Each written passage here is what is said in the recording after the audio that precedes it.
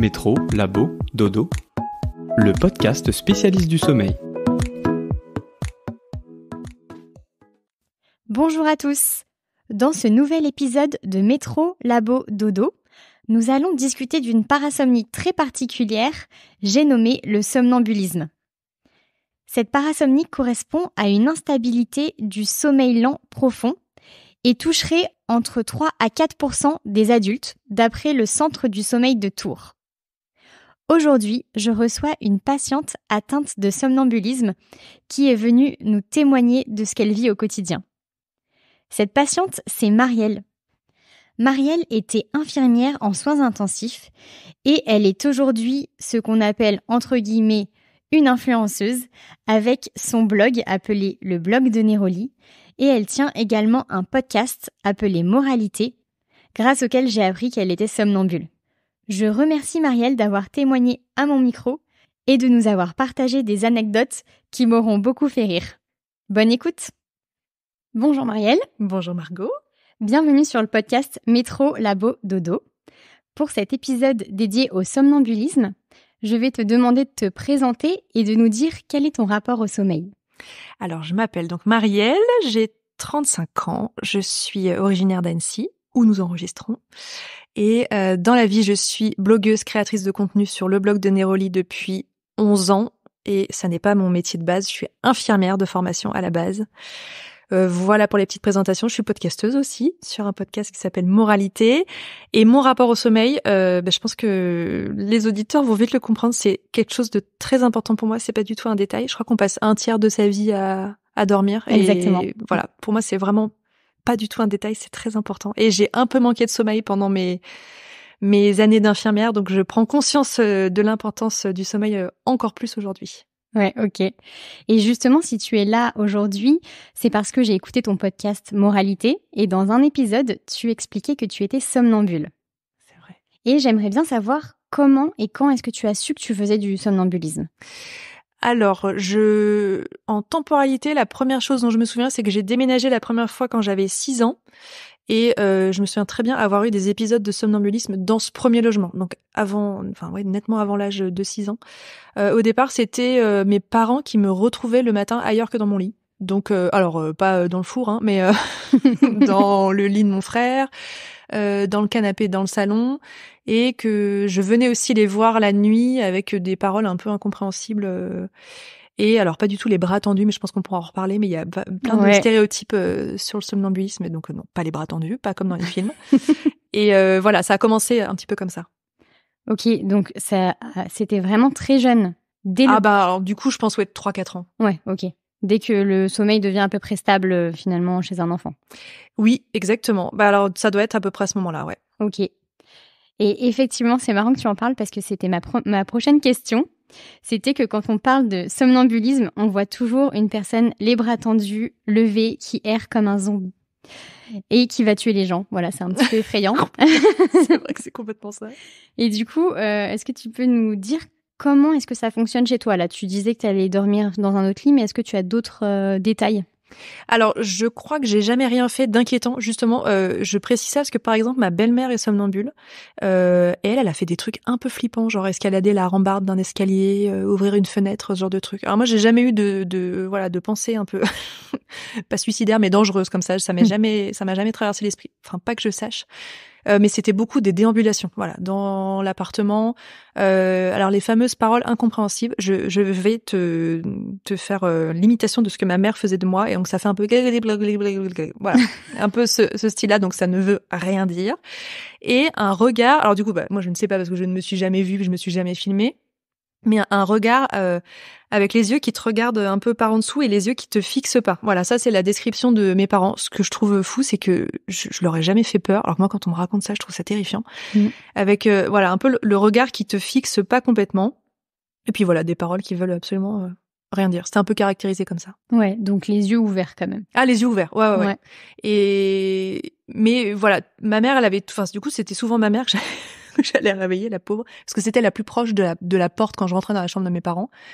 Et elle me disait que c'était tout de suite reconnaissable. Elle savait si je venais parce que j'avais un souci, j'avais besoin de faire pipi, boire un verre d'eau, ou si j'étais somnambule. Ça se remarquait tout de suite dans mon attitude. D'accord.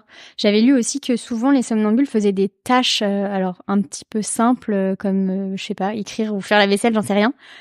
Toi aussi, tu faisais ça? Alors moi, je déplace des objets. Ok. C'est ma grande passion. Et puis c'est toujours un peu les mêmes trucs. Par exemple, tu vois, je prépare mes affaires. Enfin, moi, je fais souvent ça. Je sais pas si tout le monde fait ça, mais je prépare mes vêtements la veille. Je les pose sur une chaise dans ma chambre. Et ben, pendant que je suis somnambule, je vais prendre ces vêtements, puis je vais aller les ranger. Puis je déplace un peu. Tu vois, par exemple, s'il y a quelque chose sur une table, je le prends, je le mets sur une autre table. Ok. Voilà. Alors, ça me rend pas service, parce que j'aimerais bien genre ranger, tu vois, ou faire le ménage en étant somnambule, mais c'est malheureusement pas aussi facile que ça. Mais t'es quelqu'un de carré dans la vie ou pas du tout? Oui. Ouais. Alors du coup, je trouve que ça transparaît un peu même dans le sommeil, c'est quand même ouais, c'est ça. L'inconscient parle. Complètement. Ok. Et donc tu parlais de ta tante, tu as dit qui faisait Ma des belle-mère. choses... Ah, ta belle-mère, pardon, qui faisait des choses flippantes. Ouais. Effectivement, j'ai lu aussi que souvent les somnambules, dans 60% des cas, en fait, ils refaisaient des rêves, mais de menaces. Ah, ok. Alors, est-ce que c'était des rêves menaçants que tu faisais, tu te souviens? Alors, moi, j'ai un truc alors c'est pas fou ce que tu dis, parce qu'en fait, j'ai un schéma qui revient assez souvent, où en fait, je fais un rêve. Alors, vous allez voir que c'est plus un cauchemar qu'un rêve. Alors, j'aimerais bien connaître la signification de ce rêve. Je suis dans un hangar, un truc vraiment immensissime, probablement avec des gens ou une activité quelconque, et d'un coup, la lumière s'éteint, mais vraiment noir profond. Et là, je me vois physiquement ouvrir les yeux. Donc, dans mon sommeil, j'ouvre les yeux. Et je me retrouve dans la pièce dans laquelle je suis. Si je suis dans mon environnement habituel, c'est-à-dire ma chambre avec mon réveil du bon côté, mon mari qui dort à ma gauche, la porte en face de moi, j'ai l'impression que j'arrive à reprendre un peu mes esprits, à me dire j'ai fait un cauchemar, ok, ferme les yeux et endors-toi. Okay. Et alors alors là c'est encore majoré, si je me retrouve dans un hôtel où je dors chez quelqu'un et du coup le sens du fameux réveil, de la fameuse fenêtre est inversé, j'ai l'impression que ça, du coup, ça va nourrir le cauchemar. Et alors là, du coup, je repars un peu. J'ai un souvenir très précis dans une chambre d'hôtel où je fais ce fameux cauchemar. J'ouvre les yeux et je tombe sur la lumière clignotante du détecteur de fumée ou je sais pas ce qui était au plafond. Et j'ai l'impression que ça nourrissait. Je me dis donc je suis dans un hangar et il y a une lumière qui clignote. Enfin, ouais. Du coup, je l'avais un peu raccroché au rêve. Mais par contre, cette construction-là, elle est plus récente. J'ai pas le souvenir d'avoir eu ces rêves-là petite. D'ailleurs, je m'en souviens pas trop petite de ce qui générait un peu le somnambulisme. Mais récemment, c'est souvent ce truc-là. Alors, je rassure les auditeurs, ça n'arrive pas tous les jours, mais c'est souvent le même schéma quand même qui revient. Ok. Et quand tu te réveilles, tu te sens bien? Du coup, anxieuse. Ce qui du coup génère souvent le fait que je me lève ou que je m'asseye dans le lit, qui du coup réveille mon mari, parce que quand même c'est pas habituel que quelqu'un s'asseye à côté de toi. Bon, donc ça fait 19 ans qu'on est ensemble, donc il commence à avoir l'habitude, donc il sait exactement ce qu'il faut faire pour me calmer, et du coup je repars dans un sommeil plus serein. Mais du coup non, ça me met pas dans une posture, c'est pas du bien-être quoi. Je suis vraiment assez stressée. Ok. Et donc là, si je comprends bien, tu dis que tu l'as encore aujourd'hui, ce syndrome, on va dire. Mais est-ce qu'il s'est un petit peu atténué avec l'âge? Alors, je pense que oui. Ou alors, j'ai beaucoup de souvenirs de somnambulisme petite. Alors, notamment autour de, alors voilà, quand ça a démarré, 3-4 ans, je sais pas, jusqu'à l'adolescence, c'était très fréquent. Enfin, moi, des histoires avec mes parents, j'en ai mais une multitude. Ma mère on avait parlé à notre médecin généraliste qui avait dit, globalement, sur ce qu'il observait, je sais pas si c'est vrai, que à l'adolescence, soit ça s'arrêtait. Ouais. Alors, je sais pas si c'est une question, il va peut-être pouvoir me dire hormonale ou je sais pas. Soit, si ça passe pas, ça risque de continuer toute la vie. Mais j'ai quand même l'impression, moi, qu'avec les années, les épisodes s'éloignent les uns des autres de plus en plus. Ouais, ok. C'est vrai que les chiffres, en tout cas, que j'ai trouvés, c'était 6% des enfants sont somnambules. Ah ouais, c'est énorme. Ouais, quand même. Hein. Ok. Et ça diminue à peu près 3-4% pour les adultes. Ah d'accord, ok. Donc il y a quand même une chance d'y rester. que ça reste toute la vie. Mais donc là, tu disais que tu avais demandé à ton médecin traitant. Est-ce que tu as vu d'autres médecins? Non. Du coup, c'est jamais allé plus loin parce que je n'ai jamais rien fait de problématique. Ok. Ça m'a jamais... notamment, il y a un truc quand même que je retrouve... les nuits où j'ai été très somnambule. Alors moi, du coup, je suis jamais capable de dire combien de temps ça a duré, mais le lendemain matin, je suis fatiguée quand même. Parce que pendant tout ce temps-là, j'ai l'impression que je dors pas. Ouais. Et du coup, ça n'a jamais été au point que je fasse des épisodes comme ça plusieurs fois par semaine où je pourrais me dire ça finit par impacter ma santé. Donc du coup, non, j'ai jamais vu de spécialiste pour en parler. T'es à quelle fréquence à peu près? Alors là, ça fait, tu vois, la dernière fois, je m'en souviens pas. Là, ça fait plusieurs mois. D'accord. Et après, c'est majoré quand même dans des périodes de fatigue. Alors, le combo fatigue-stress, là, c'est la folie. Quand j'étais infirmière, que j'avais des grosses semaines et que j'étais bien stressée, j'avais l'impression que ça revenait plus souvent. Ouais, effectivement, ça c'était aussi une de mes questions. C'est quels sont les facteurs qui aggravent ton somnambulisme? Donc là, tu me parles de stress, mais est-ce qu'il y a aussi, par exemple, quand tu bois de l'alcool ou quand là les horaires, le travail à horaire décalé, tu me l'as dit, mais est-ce que si tu dors moins une nuit, la nuit d'après, il y a plus de chances que t'en fasses aussi? Alors, alcool, j'ai jamais fait attention. Bon, après, j'ai pas une consommation d'alcool délirante, donc en tout cas, j'ai jamais corrélé ça à la consommation d'alcool. Alors, fatigue, stress, c'est certain. Et après, alors de pas dormir chez moi. Parce que j'ai l'impression que je mets le doigt dans l'engrenage, que chez moi ça se serait calmé vite avec ce fameux cauchemar et que du coup dans un autre environnement que le mien c'est majoré. Et alors encore plus si par exemple je suis à l'hôtel et que je suis seule, ça arrive pas très souvent mais ça m'arrive. Ouais. Du coup il y a personne pour m'arrêter. Donc en fait je pars dans mon truc, je me balade toute seule dans ma chambre. Puis au bout d'un moment je me raisonne en me disant mais non mais là c'est de toute évidence ça n'est pas la réalité donc je me recouche mais c'est un peu plus long. Et alors pendant ma grossesse oui, ça a été ça a été très marqué. C'est vrai. Ouais, alors somnambulisme, je sais pas mais alors des rêves très très très construits. Et puis vraiment avec j'allais dire tordu mais dans le sens où ça part dans tous les sens avec beaucoup de détails. Au début du rêve, tu te sens heureux, à la fin du rêve, tu te sens triste et puis ça s'entremêle. Oui, ça m'est arrivé. Et t'as jamais essayé d'étudier tout ça? Non, la signification des rêves. Alors enceinte, oh là là, je me souviens que j'ai accouché d'une courgette quand même. Tu vois, tu vas à la maternité, on te dit. Alors ça, je pense que toutes les femmes enceintes rêvent de leur accouchement. Voilà, pendant plusieurs semaines, parce que quand même c'est un truc qui occupe un peu ton esprit. Et je faisais des rêves que j'accouchais de pas d'un humain quoi. Et puis on me disait félicitations. Je me disais c'est pas du tout ce qui était prévu. Ouais, je pense qu'on est un petit peu tout à psychoter à ce moment-là, c'est crois, sûr. Hein. Et puis les hormones probablement n'aident pas non plus. Enfin, je pense pour la construction des rêves. Ouais, je pense. Et je crois que ça a été prouvé d'ailleurs que le cerveau d'une femme enceinte traite beaucoup plus d'informations et essaie de traiter des sujets qui n'ont pas été traités auparavant. Enfin, tu vois. Est-ce que c'est un peu pour de la survie, genre pour dire, faudrait vraiment avoir toutes les options sous la main parce que bientôt vous allez être parents. Ouais, mais franchement, c'est sûr. En même temps, c'est un changement radical. Hein. Tu sais, je me dis comme l'odorat qui est plus présent pour te protéger de pas manger des choses périmées ou autres. Ouais. Non, mais c'est impressionnant le corps de la femme enceinte. Ah oui. Mais au-delà de la grossesse, est-ce que aussi une fois que ta fille est née, avec toutes les nuits hachées, je pense que tu as vécu, est-ce que aussi il y a eu plus de somnambulisme ou pas? Non, je m'en souviens pas. Non, quand elle était toute petite, non, j'ai pas ce souvenir. Alors c'est sûr que du coup en se réveillant, alors moi j'ai eu beaucoup de chance, une petite fille qui a vraiment rapidement très bien dormi. Donc les nuits hachées, ça a pas duré des mois, des années comme certaines de mes amies que j'admire. Donc je vois bien que la construction du sommeil elle est différente de toute façon quand les cycles sont entrecoupés. On voit bien qu'on n'oscille pas entre sommeil profond, sommeil paradoxal comme avec une nuit classique. Mais j'ai pas le souvenir d'en avoir plus souffert que ça quand elle était toute petite. Non. Ouais, ok. Et toi du coup, donc tu disais que à 6 ans t'avais déménagé. Est-ce que ce déménagement, ça a créé aussi un surplus d'événements parasomniaques? Alors, le déménagement en tant que tel, non, mais les grands événements, quand même, oui. Ouais. Notamment, peu de temps après avoir déménagé, ma mère est allée à l'hôpital se faire opérer. Elle avait une opération de prévue. Et mon père, voyageant énormément, c'est ma grand-mère qui était venue nous garder avec mon frère. Donc...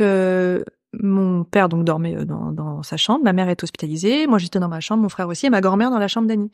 Et pendant la nuit, je suis allée voir mon père, dont j'étais somnambule. J'ai cru ne pas le voir, alors que bon, il fait 1m92, donc on peut pas vraiment le louper. Et je suis allée voir ma grand-mère en disant « Je ne trouve pas papa ». Donc ma grand-mère qui a cru mourir, parce qu'elle dit « Mais qu'est-ce qui se passe? Je suis pas chez moi. » Et la gamine me dit que son père n'est pas là. Donc ma grand-mère se dit « Je vais aller ». Donc elle rentre dans la chambre de mes parents et elle allume la lumière en grand. Et donc mon père dort. Elle dit « Qu'est-ce que vous faites ?» Et elle dit « Marielle a dit que vous n'étiez pas là. » Et ben si, je suis là. Donc voilà, des histoires, hein, tu vois, vraiment, ma mère qui était tout le temps là, alors là, elle a été hospitalisée et mon cerveau, je sais pas, il s'est mis à créer tout un truc. Mais je me dis, la puissance quand même de rentrer dans une pièce et de dire, je ne vois pas physiquement mon père alors qu'il est vraiment sous mes yeux. Donc c'est fou, en fait, c'est un truc qui m'a toujours un peu fascinée, c'est tes yeux voient l'image réelle, mais ton inconscient fabrique quelque chose autour. Ouais. C'est quand même... c'est impressionnant, ouais. Ouais, c'est un peu flippant. Comme les gens qui ont des hallucinations. Enfin, moi, à l'hôpital, quand j'étais infirmière, il y a des patients qui disaient, il y a des araignées au plafond. Et tu dis, bah non. Alors bon, c'est pour d'autres raisons que le somnambulisme. C'est voilà, des médicaments, des choses comme ça. Mais bon, le cerveau quand même est fascinant. Ouais, c'est clair. Et rien à voir, mais quand t'as rencontré ton mari, tu lui as tout de suite expliqué ces événements? Alors la chance que j'ai, c'est que du coup lui, sa maman était somnambule. Ouais. Donc quand même, ça a un peu aidé. Donc, mais lui, il avait quand même une notion du somnambulisme qui était un peu inquiétante vu qu'elle avait vite cette tendance à ouvrir des portes, ouvrir des fenêtres, tout ce genre de choses. Ou même sortir. Je crois qu'elle s'était retrouvée dans leur jardin une fois. Enfin, il y a quand même eu des trucs un peu graves. Donc dans un sens, heureusement parce qu'il était sensibilisé, mais lui, finalement, ça lui faisait assez peur que je sois somnambule. Il avait beau savoir ce que c'était, il s'attendait tout de suite à avoir ce tournant vite un peu catastrophe. Donc je me souviens très bien d'une conversation avec mes parents qui lui expliquaient en gros le guide en 3 étapes pour recoucher Marielle. Donc au début elle dit des trucs incompréhensibles, après elle se lève, donc elle fait jamais rien de grave, tu lui dis non c'est rien, tu me parles comme si j'étais un peu demeurée, t'inquiète pas, on va aller se recoucher. Et moi je suis en fait, il suffit juste de me tenir par la main et je vais me recoucher. Je ne montre pas de signe d'opposition ou de lutte. Donc voilà, il a été un peu briefé, mais les premières nuits qu'on a passées ensemble, lui, ça lui faisait peur. Alors, je me mets à sa place, hein. Tu dors profondément, puis t'as quelqu'un qui discute à côté de toi, qui est assis, qui dévisse une ampoule au plafond. Enfin, donc, au début, il me secouait. On s'entend. Il était un peu nerveux. Il me disait, mais réveille-toi. Et là, c'est dur. Parce que du coup, tu te réveilles de ton somnambulisme. Donc, c'est vraiment comme si, enfin, la sensation, je peux la décrire. C'est vraiment comme si on venait te réveiller d'un sommeil profond en te secouant, en te disant, réveille-toi. C'est la même sensation. Mais c'est même pas, c'est comme si c'est la vérité, puisque c'est du coup c'est une parasomnie du sommeil lent profond. C'est ça. Et du coup c'est un peu, donc il a fallu que je me réveillais un peu en larmes, et puis du coup petit à petit il a dû se dire ok, donc c'est vraiment pas comme ça qu'il faut que je m'y prenne. Après je le comprends, si moi ma crise de somnambulisme elle arrive au moment où lui il dort bien, ça lui fait peur. Enfin je comprends complètement, mais et alors depuis donc ça fait 19 ans qu'on est ensemble. Maintenant c'est bon, il est briefé, il me dit recouche-toi. Puis on passe à autre chose, quoi. Tu vas te recoucher, genre comme si de rien n'était. Ah, si tu viens me chercher, que tu me raccompagnes, ouais. Et alors, du coup, ce qui est très drôle, c'est que, parfois, je me lève la nuit comme tout un chacun pour aller faire pipi, pour aller boire un verre d'eau. Donc, je suis parfaitement réveillée et il me dit, recouche-toi. Et je dis, non. Et donc, il faut que je lui prouve, tu vois, que là, je suis, que j'ai toutes mes capacités. Ah ouais, c'est donc, génial. Je dis ça. non, donc je fais genre, ouh, coucou. Et donc, il me regarde bien, genre, ok. Puis du coup, vu que le regard est vraiment différent, il voit tout de suite que je mens pas, quoi. Il dit, ok, donc elle est bien. Ça, c'est très drôle. Ou des fois, je me lève et j'anticipe et je lui dis, je vais boire un verre d'eau. Ce que je dirais pas en étant somnambule, je dirais plus. Donc voilà. Ah ouais, génial. Ah ouais, non, mais on a plein d'anecdotes comme ça. Ok. Ouais, tu vas nous les dire après. Mais et lui, ça va, il arrive à quand même dormir sur ses 2 oreilles. Oui. Oh, je pense que maintenant on en rigole. On en rigole bien. Et puis voilà, les épisodes sont quand même moins fréquents et surtout depuis que je suis plus infirmière, je pense que je fais. J'ai beaucoup moins d'accès de somnambulisme. Donc les nuits sont globalement sereines. Ok. Et j'ai une autre question concernant l'hérédité. Est-ce que dans ta famille il y a déjà ce cas-là? C'est une très bonne question, mais pas à ma connaissance. Ouais. Non, en tout cas, alors mon frère jamais. Enfin, je crois qu'on a tous un peu une histoire d'un jour on s'est réveillé, on savait pas trop où on était, mais enfin pas de façon chronique comme moi. Mes parents, à ma connaissance, pas du tout. Et non, mes grands-parents non plus. Ok. Et ta fille? Alors ma fille, pas du tout. Non. Okay. Bon, elle parle un peu dans son sommeil, mais je pense comme beaucoup d'enfants. Où je vais la voir, tu vois, genre quand je vais me coucher, je vais la voir, elle me raconte un truc avec les yeux à mi-clos, mais elle a jamais fait, voilà, comme j'ai pu faire se lever, ce genre de choses. Okay. Et puis maintenant, elle a 6 ans, donc moi je sais qu'à 6 ans, c'était déjà problématique. Ouais. Elle m'a jamais fait un truc comme ça, donc non, je pense pas. Après, je sais pas, est-ce que ça peut arriver plus tard? Honnêtement, j'ai pas la réponse. Ouais. Puis il y a tellement de cas particuliers, des degrés différents aussi. Puis même dans les parasomnies, tu vois, il y a là, j'ai l'impression que tu me parles de somniloquie, c'est-à-dire le fait de parler quand on dort. Mais est-ce que c'est normal chez un enfant? J'avoue que je maîtrise pas trop le sujet. Mais ça se trouve, c'est complètement anormal, mais moi, j'ai décidé que c'était... Mais je me dis, c'est moins pire que moi, donc... Après, comme tu dis, des gens qui parlent dans leur sommeil, moi, mon mec, il parle tout le temps aussi dans son sommeil. C'est vrai. Puis on se dit pas que c'est grave. Ouais, c'est ça fait rire, puis on passe à autre Voilà. chose. Alors moi, mon mari rigole dans son sommeil. Ouais. Mais rigole. mais d'un rire. Mais tu pars avec, quoi, parce que... Mais il a des larmes qui coulent, il est mort de rire. Et du coup, je lui dis, mais raconte, quoi, parce que ça a l'air incroyable. Et à chaque fois, il a la même réponse. Il me dit, tu pourrais pas comprendre. À chaque fois, il me dit la même chose. Il parle jamais, mais il rit. Mais c'est un homme heureux. Ah, écoute, je sais pas, mais puis il rit, mais de bon cœur, hein. Ça fait pas rire forcé ni rien. Et puis, ou alors des fois, je dis, mais tu rigoles de quoi? Il me dit, t'inquiète, c'est même pas très drôle. Donc tu sens que lui, il s'est monté d'un truc tout seul. Mais il s'en souvient? Ah, il s'en souvient. Ouais. Le lendemain, j'ai dit, tu te souviens à quel point tu t'es marré, mais toute la nuit, quoi. Il me dit, ouais, c'est vrai. Je me souviens plus le sujet, mais c'est vrai que c'était très sympa. Mais c'est la première fois que j'entends parler de ça. Par contre, il parle pas. Jamais. Ah ouais? Non. Puis j'ai le sommeil assez léger. Donc vraiment, s'il parlait, je l'entendrais tout de suite. Ok. Ah, c'est trop bien. J'aimerais bien connaître ça. Et aussi, oui, donc dernière question un petit peu technique, j'ai envie de dire, c'est que en général, quand il y a du somnambulisme, il y a une autre pathologie associée. Ok. Pardon. Type terreur nocturne, justement. Ah, ok. Alors, est-ce que toi, t'as connaissance de ça? Écoute, alors, j'ai pas eu un très bon sommeil jusqu'à l'âge de...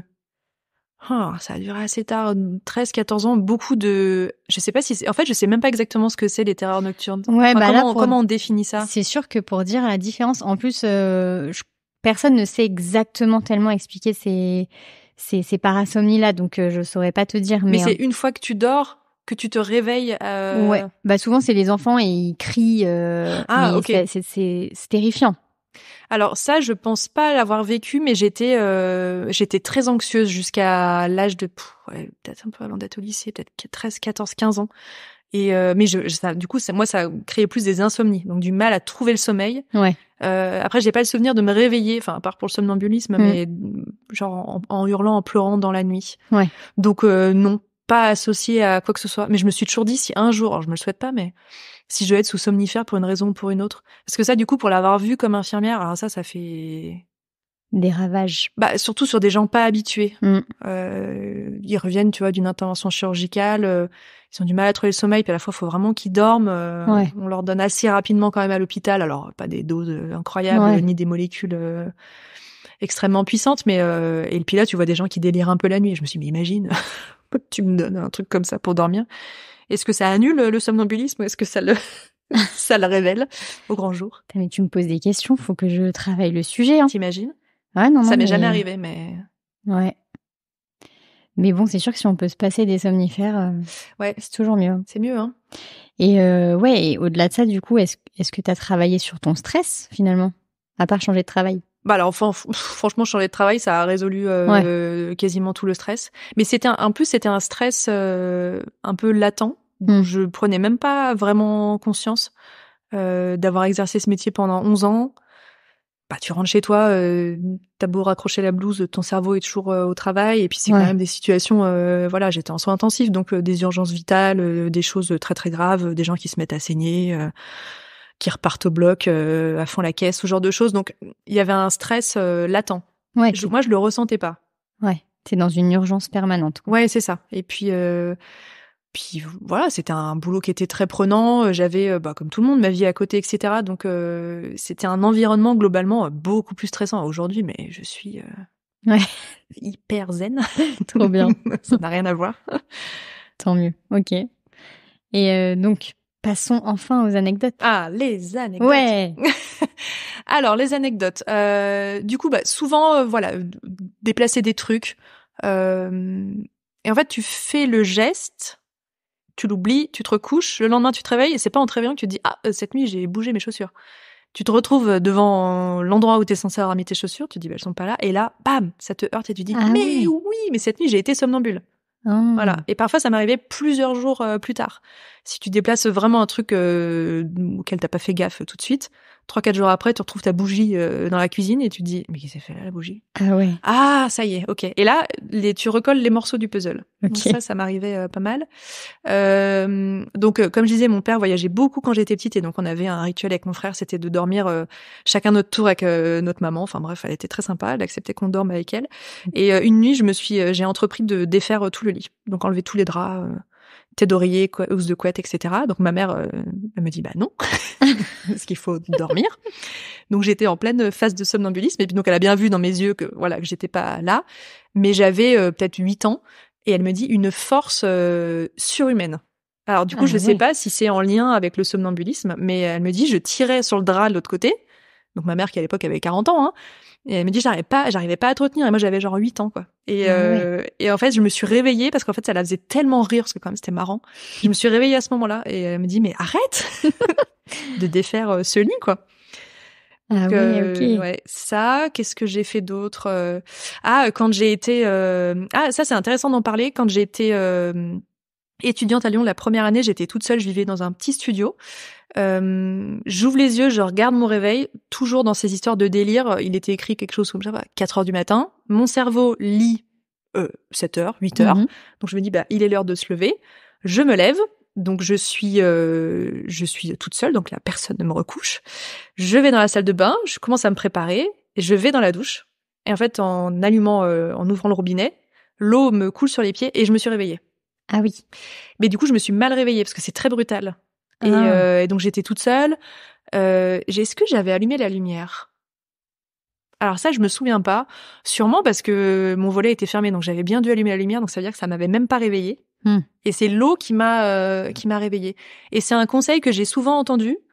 Je sais pas si c'est vrai, mais cette expérience me fait dire que c'est sûrement vrai. Quand par exemple t'as un enfant qui est somnambule et qu'il a tendance genre à aller trifouiller les clés à la porte et que t'as peur qu'il parte, tu mets les clés dans un verre d'eau. Ah. Et qu'en gros il plonge la main dans le verre et ça le réveille. Ah ok. Voilà. Alors moi, du coup, on n'a jamais eu besoin de le faire chez moi parce que j'ai jamais, tenté de m'évader. Mais tu vois, pendant cette expérience-là, l'eau m'a quand même vraiment, ça m'a saisi quoi. Comme si changer d'élément. Ouais, ça m'a complètement. Mais pourtant, elle était ni chaude ni froide. Ou, enfin, je sais pas. Non, c'est vraiment juste la sensation de l'eau sur mes pieds, tu sais, comme quand tu viens juste. Je me suis réveillée dans ma baignoire. Voilà. Ce qui me serait pas arrivé si je vivais avec quelqu'un, parce que tu vois. Mon mari m'aurait dit qu'est-ce que tu fais? Recouche-toi. Donc pendant cette année-là, il s'en est passé plusieurs comme ça. Et puis en fait, c'est toujours des gestes ou des actions un peu bizarres. On avait des portes coulissantes pour accéder du salon au bureau de mon père chez moi. Et je me réveille la nuit et je les entrouvrais, mais très très très légèrement, tu sais, juste pour passer de côté. Donc vraiment, je les ouvrais de 30 cm. Et ma mère, le lendemain, disait les portes sont ouvertes. Enfin, le soir, elle fermait ces fameuses portes. Ok. Et du coup, je me dis, ah bah oui, c'est moi. Qu'est-ce que je suis allée faire de l'autre côté de l'appart? En plus, je suis un peu... à l'époque, surtout, j'étais un peu trouillarde. Donc, je me serais jamais baladée seule dans l'appart de nuit comme ça. Ouais. Et voilà, somnambule, ça ne me posait aucun problème, de toute évidence. Ok. D'aller me promener. Ça paraît flippant. Voilà, c'est un peu effrayant. Et puis, dévisser une ampoule, j'avais fait ça. Enfin, je l'avais pas complètement dévissée, mais je m'étais levée. On était en vacances en Italie, je dormais dans la même chambre que mon frère, et c'est mon frère qui m'a réveillée. Et j'étais debout sur le lit en train de dévisser une ampoule. Aucune idée de pourquoi je faisais ça. Mais tu vois, ça peut être dans ton rêve, t'es en train de dévisser un pot de confiture, tu trouves un truc, Ok. Ouais, mais tu vois, il y a quand même des choses un petit peu dangereuses, hein. Oui, alors l'ampoule, je crois que c'est mon max. Ouais. J'étais vraiment alors l'ampoule ou la bajourte, je sais pas, j'étais en train d'essayer de dévisser un truc, mais sinon il y a jamais eu d'ouvrir une fenêtre, une porte ou le tiroir à couteau. Tu vois, ma mère des fois elle se disait mais imagine, elle nous fait un truc horrible. Mais ouais, ils ont pas mis de protection et tout. Non, alors je pense que s'il y avait eu quelque chose d'un peu un peu effrayant, un peu border, je pense qu'on aurait quand même pris des mesures différentes, mais j'ai jamais rien fait de bizarre comme ça. Ok. Trop cool. Merci énormément, Marielle, d'avoir participé au podcast. Je ne suis pas folle, hein. Je ne suis pas folle, vous savez. Voilà, c'est ça, je ne suis pas folle, vous savez. Et oui, merci beaucoup. Merci à toi. Bonne journée. Merci, bonne journée. Un grand merci d'avoir écouté cet épisode de Métro, Labo, Dodo. Vous retrouverez toutes les références discutées avec l'invité dans la description de l'épisode. S'il vous a plu, n'hésitez pas à le partager autour de vous et à le faire savoir en laissant un commentaire ou 5 étoiles sur votre plateforme de podcast préférée et en vous abonnant. Si vous souhaitez participer au podcast, contactez-moi sur l'adresse email en description ou en message privé sur Instagram. Je vous souhaite une excellente nuit.